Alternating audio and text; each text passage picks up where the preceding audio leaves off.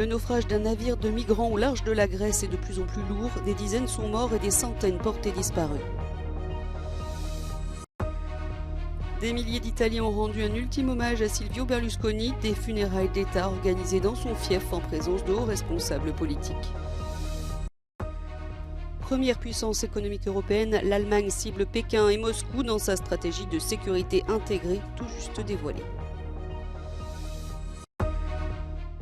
Des frappes russes ont fait au moins 6 morts et une vingtaine de blessés en Ukraine ce mercredi, à Odessa et dans la région de Donetsk. À l'heure de l'intelligence artificielle se tient à Paris le salon Vivatech qui réunit de nombreuses startups d'Europe. Une vaste opération de recherche et de sauvetage de migrants est en cours dans les eaux internationales à 87 km de la ville grecque de Pylos, en mer Ionienne. Plus d'une centaine de personnes ont été secourues et transportées par bateau à Kalamata, une ville du sud du Péloponnèse, où leur accueil a été organisé en collaboration avec le secrétariat général de la protection civile. Aucun rescapé n'avait de gilet de sauvetage, ce qui explique sans doute le triste bilan provisoire du naufrage du navire de pêche qui a chaviré et coulé ce mercredi à l'aube. Jusqu'à présent, les recherches ont permis de retrouver les corps de près de 80 migrants, mais des rapports indiquent que près de 600 à 700 personnes se trouvaient à bord du bateau. Alors les autorités grecques s'attendent à ce que le nombre de morts noyés augmente de façon exponentielle. Le navire de pêche avait d'abord été repéré mardi à la mi-journée, mais il avait refusé toute assistance. Dans la soirée, un navire de la marine grecque avait de nouveau approché le bateau, confirmant l'existence d'un grand nombre de migrants sur le pont extérieur. Mais là encore, le bateau avait refusé toute assistance et déclaré qu'il souhaitait poursuivre son voyage vers l'Italie.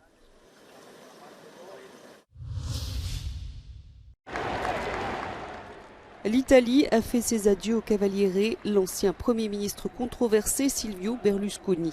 Dans la cathédrale de Milan, la famille, les amis, les alliés politiques et les opposants ainsi que des personnalités du monde de la télévision et du football, grâce auxquelles il a bâti sa fortune, ont assisté aux funérailles nationales de l'ancien magnat des médias. Malgré les scandales financiers et sexuels qui ont émaillé son parcours politique, Silvio Berlusconi a occupé le poste de président du Conseil italien à 3 reprises sur une très longue période, de 1994 à 2011. On se souviendra de lui comme d'un leader qui a semé la discorde, mais aussi comme d'un leader extrêmement influent, comme l'explique notre correspondante à Milan.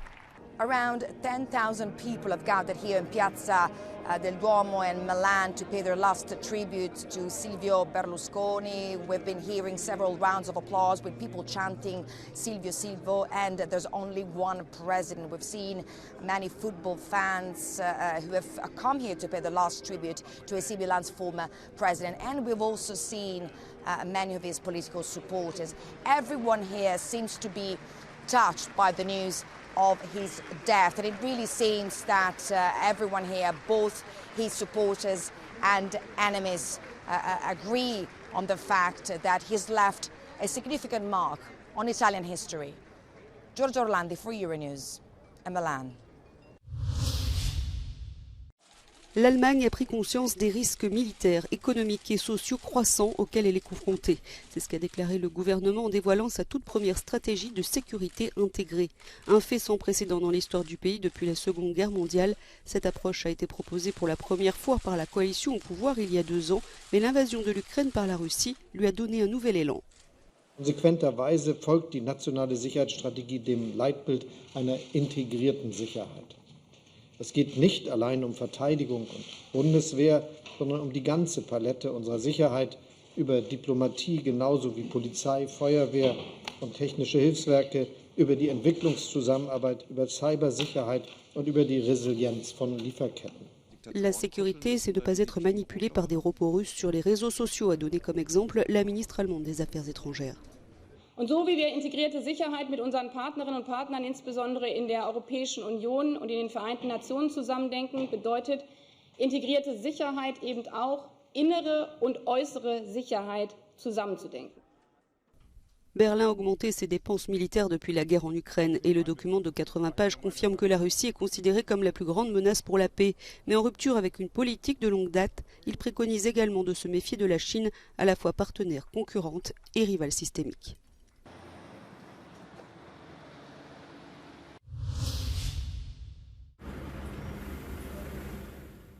Des frappes russes ont fait au moins 6 morts et une vingtaine de blessés en Ukraine ce mercredi.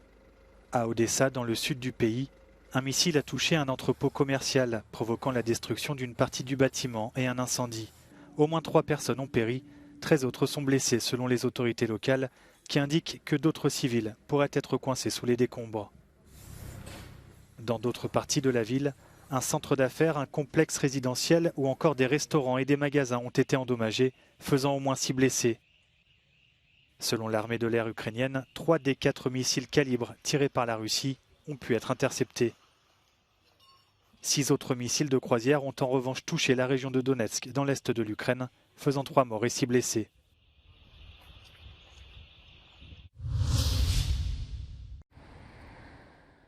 Bruxelles accuse Google d'abus de position dominante dans le secteur de la publicité en ligne et menace le géant du web d'une amende de plusieurs milliards d'euros. Après 2 ans d'enquête, la Commission européenne a envoyé à Google une lettre pour l'informer de ses griefs. At this stage of the investigation, we believe that Google's conduct may amount to an abuse of a dominant position. If proven, these conducts would be illegal under our rules. We should look ahead. If we come to the conclusion that these practices are illegal, we'll need to ensure that they are brought effectively to an end. La Commission reproche à Google de favoriser ses propres services d'affichage publicitaire au détriment de ses concurrents.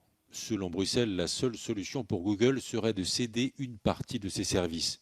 Google risque une amende pouvant atteindre jusqu'à 10% de son chiffre d'affaires annuel et a déjà fait savoir son intention de contester les accusations portées contre lui. Viva Technology, le plus grand salon de la tech et des startups d'Europe à l'heure de l'intelligence artificielle. À l'occasion de l'inauguration du salon ce mercredi à Paris, la France a annoncé un important plan de soutien pour renforcer la position du pays et de l'Europe dans ce marché encore largement dominé par les États-Unis et la Chine. On est totalement déterminés pour ne pas revivre ce que nous avons vécu avec les GAFAM il y a quelques années ou quelques décennies, c'est-à-dire l'Europe laissée de côté, dépassée par les États-Unis et incapable d'être indépendante. Sur l'intelligence artificielle, nous voulons livrer le combat. Plus de 2400 startups, des grands groupes et des investisseurs du monde entier sont réunis pour 4 jours d'échanges et de business dans un contexte d'accalmie sur le marché de la tech qui a connu une euphorie entre 2020 et 2021. Pendant le Covid, tout le monde s'est emballé. Les investisseurs ont donné des millions à des startups qui parfois n'en valaient pas la peine. C'est retour à la normale. La question aujourd'hui, c'est avec la montée des taux d'intérêt que personne n'a vu venir, est-ce qu'on va pouvoir continuer à prendre du risque? Aujourd'hui à Vivatech, on a plus de 2000 investisseurs qui viennent pour voir les meilleures startups. On sent qu'il y a quelque chose qui se passe. La Corée du Sud est mise à l'honneur cette année. Le pays qui abrite plusieurs titans de la tech comme Samsung s'est récemment imposé comme l'un des hubs mondiaux des startups qui comptent sur l'Europe pour s'exporter. Until a few years ago, Korean government and K-startup only focused on US market. But we are aware that the Euro market is bigger and very growing faster. So let's go together and let's make a very bright future for humans. Parmi les autres grands thèmes du salon cette année, l'environnement, l'inclusivité et le sport à 1 an des Jeux Olympiques de Paris. L'un des moments clés, ce sera ce vendredi et la venue prévue d'Elon Musk, le patron sulfureux de Twitter, SpaceX et Tesla. Il doit prendre la parole devant 4000 personnes alors que la France espère être choisie pour une future usine Tesla. Cyril Forneris, Euronews, Paris. L'analyse de la laine permettra peut-être bientôt de détecter des cancers à un stade précoce. Des scientifiques de l'Imperial College de Londres recrutent actuellement plus de 25 000 patients pour réaliser des essais cliniques. Ces tests respiratoires qui porteront sur 7 cancers gastro-intestinaux doivent permettre de détecter des gaz expulsés par les tumeurs. L'objectif des chercheurs est de trouver un moyen plus facile et moins coûteux de diagnostiquer les patients avant que la maladie n'évolue. En cas de succès, cela pourrait sauver des milliers de vies.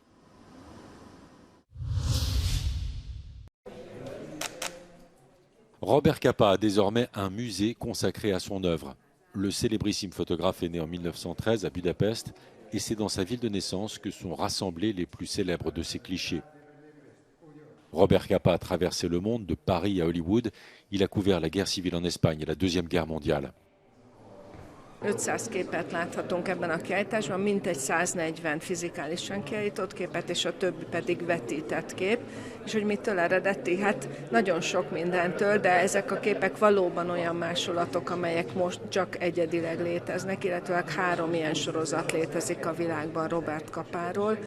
Robert Capa a profondément modifié le regard du public sur le photojournalisme. En plus des photos, le musée propose aux visiteurs une plongée virtuelle dans le quotidien des photographes à l'époque où ils travaillaient sur pellicule et triaient les négatifs avant de les développer.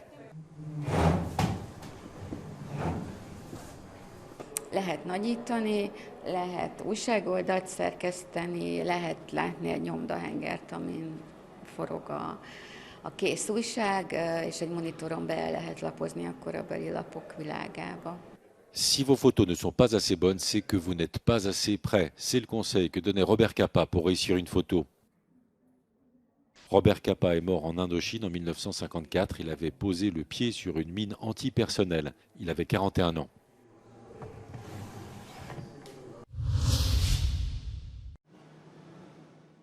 Tout est prêt à Tokyo pour ouvrir les portes du monde magique de Harry Potter. Un parc à thème consacré au sorcier le plus célèbre et le plus populaire de notre temps était dévoilé aux médias. On y retrouvera Poudlard, l'école de sorciers, les fameux portraits et escaliers en mouvement, mais aussi une réplique du plateau de tournage ainsi que des restaurants dans le plus pur style britannique. Les organisateurs espèrent qu'il aura autant de succès que celui qui a ouvert à Londres en 2012 et qui a déjà reçu 17 millions de visiteurs. Le parc Harry Potter de Tokyo ouvre ses portes au public ce vendredi.